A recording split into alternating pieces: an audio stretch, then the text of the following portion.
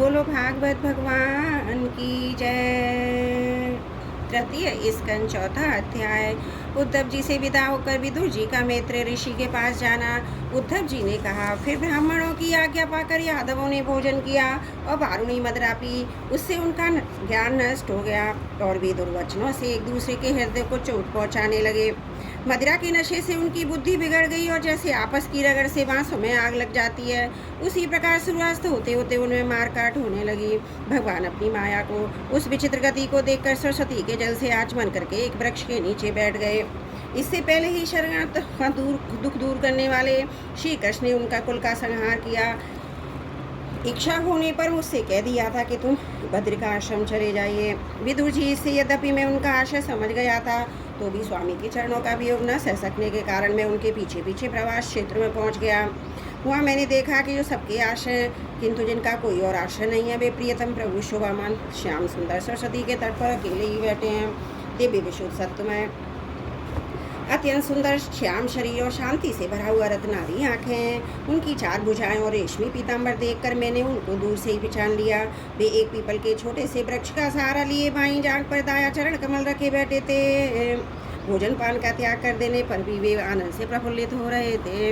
इसी समय व्यास जी के प्रिय मित्र परम भागवत सिद्ध मैत्रेय जी लोकों में स्वच्छंद विचरते हुए वहाँ पहुँचे।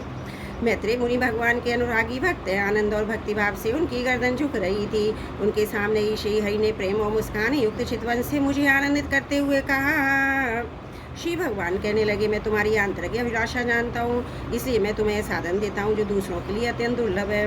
उद्धव, तुम पूर्व जन्म में वसु थे, विश्व की रचना करने वाले प्रजापति और वसुओं के यज्ञ में मुझे पाने की इच्छा से ही तुमने मेरी आराधना की थी। साधु स्वाव उद्धव, संसार में तुम्हारा वह अंतिम जन्म है, क्योंकि इससे तुमने मेरा अनुग्रह प्राप्त कर लिया। अब मैं प्रतिलोक को छोड़कर अपने धाम में जाना चाहता हूँ। इस समय यहाँ एकांत में तुमने अपनी अन्य भक्ति के कारण ही मेरा दर्शन पाया। ये बड़े सौभाग्य की बात है। पूर्व काल में पादकल्प के आरंभ में मैंने अपनी नाभि कमल पर बैठे हुए ब्रह्मा जी को महिमा के प्रकट करने वाले जिस श्रेष्ठ ज्ञान का उपदेश किया था, जिसे विवेकी लोग भागवत कहते हैं, वही मैं तुम्हें देता हूँ। विदुर जी, मुझ पर तो प्रतिक्षण उन परम पुरुष की कृपा बरस करती थी। इस समय उनके इस प्रकार आदरपूर्वक कहने से इसने वश मुझे रोमांच हो आया। मेरी वाणी गदगद हो गई और नेत्रों से आंसुओं की धारा बहने लगी। उस समय मैंने हाथ जोड़कर उनसे कहा, स्वामी, आपके चरण कमलों की सेवा करने वाले पुरुषों की संसार में अर्थ, धर्म, काम, मोक्ष इन चारों चरणों में कोई भी प्रभाव दुर्लभ नहीं है। तथापि मुझे उनमें से किसी की इच्छा नहीं है। मैं तो केवल आपके चरण कमलों की सेवा के लिए ही लालायित रहता हूँ।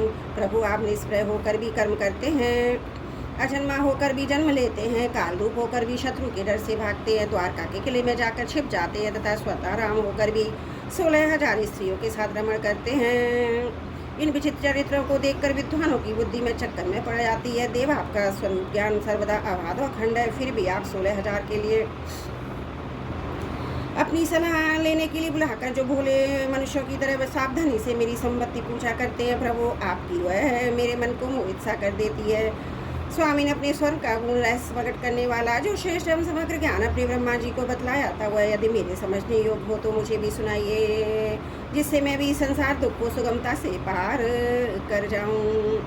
जब मैंने इस प्रकार अपने हृदय का भाव निवेदित किया, तब परम पुरुष कमल नयन भगवान श्री कृष्ण ने मुझे अपने स्वरूप की परम स्थिति का उपदेश दिया। इस प्रकार पूज्य पाद गुरु श्री कृष्ण से आत्म तत्व की उपलब्धि का साधन सुनकर तथा उनके प्रभु के चरणों की बदना परिक्रम करके मैं यहाँ आया हूँ। इस समय उनके विरह से मेरा चित्त अत्यंत व्याकुल हो रहा है। विदुर जी, पहले तो इनके दर्शन पाकर मुझे आनंद हुआ था, किंतु अब तो मेरे हृदय को उनकी विरह व्यथा अत्यंत पीड़ित कर रही है। अब मैं उनके प्रिय क्षेत्र बद्र का आश्रम को जा रहा हूँ, जहाँ भगवान श्री नारायण देव और नर थे, दोनों ऋषि लोगों पर अनुग्रह करने के लिए दीर्घकालीन सौ में दूसरों को सुख पहुँचाने वाली एवं कठिन तपस्या कर रहे हैं।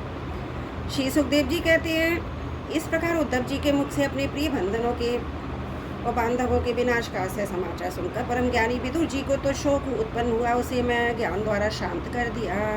जब भगवान श्री कृष्ण के परिकारों में प्रधान महाभागवत उद्धव जी भद्र का आश्रम की ओर जाने लगे, तब कुरुश्रेष्ठ विदुर जी ने श्रद्धापूर्वक उनसे पूछा,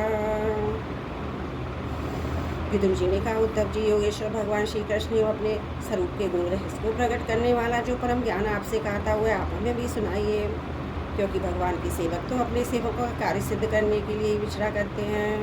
उद्धव जी ने कहा, उस तत्व ज्ञान के लिए आपको मुनिवर मैत्रेय जी की सेवा करनी चाहिए। इस मृत्युलोक को छोड़ते समय मेरे सामने स्वयं भगवान ही आपको उपदेश करने के लिए उन्हें आज्ञा दी थी। श्री सुखदेव जी कहते हैं, इस प्रकार विदुर जी के साथ विश्व मूर्ति भगवान श्री कृष्ण गुणों की चर्चा होने से उत्कथा अमृत के द्वारा उद्धव जी के वियोग जनित महान ताप शांत हो गए। यमुना जी के तीर पर उनकी वह रात्रि एक क्षण के समान बीत गई। फिर प्रातःकाल होते ही वे वहाँ से चले गए। राजा परीक्षित ने पूछा, भगवान वैष्णिकुल और भोजवंश के सभी रथी युद्धपतियों के भी युद्धपति नष्ट हो गए थे। यहाँ तक कि त्रिलोकीनाथ श्री हरि को भी अपना भार छोड़ना पड़ा था। फिर उन सबके मुखिया उद्धव जी ही कैसे बच रहे? श्री सुखदेव जी ने कहा, जिनकी इच्छा कभी व्यर्थ नहीं होती। उन श्री हरि ने ब्राह्मणों के शाप रूप काल के बहाने अपने कुल का संहार कर अपने श्री विग्रह को त्यागते समय विचार किया। अब इस श्लोक से मेरे चले जाने पर संयमी शिरोमणि उद्धव ही मेरे ज्ञान को ग्रहण करने के सच्चे अधिकारी हैं। उद्धव मुझसे अणु मात्र भी कम नहीं है, क्योंकि वे आत्मजयी हैं, विषयों से कभी विचलित नहीं हुए। अतः लोगों को मेरे ज्ञान की शिक्षा देते हुए वे यहीं रहें। वेदों के मूल कारण जगत गुरु श्री कृष्ण के इस प्रकार आज्ञा देने पर उद्धव जी बद्रिकाश्रम में जाकर समाधि योग द्वारा श्री हरि की आराधना करने लगे।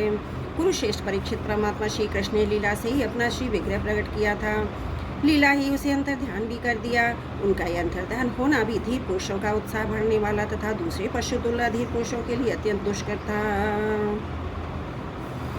परम भागवत उद्धव जी के मुख से उनके प्रशंसनीय कर्मों इस प्रकार अंतर ध्यान होने का समाचार पाकर तथा जान करे कि भगवान परमधाम जाते समय मुझे भी स्मरण किया था, विदुर जी उद्धव जी के चले जाने पर प्रेम से बल होकर रोने लगे। इसके पश्चात शिरोमणि विदुर जी यमुना तट से चलकर कुछ दिनों में गंगा जी के किनारे जा पहुँचे, जहाँ श्री मैत्रेय जी रहते थे। श्रीमद् भागवत महापुराण की जय हो। तृतीय स्कंद चौथा अध्याय समाप्त। त्रुटियों के लिए क्षमा प्रार्थी हूँ।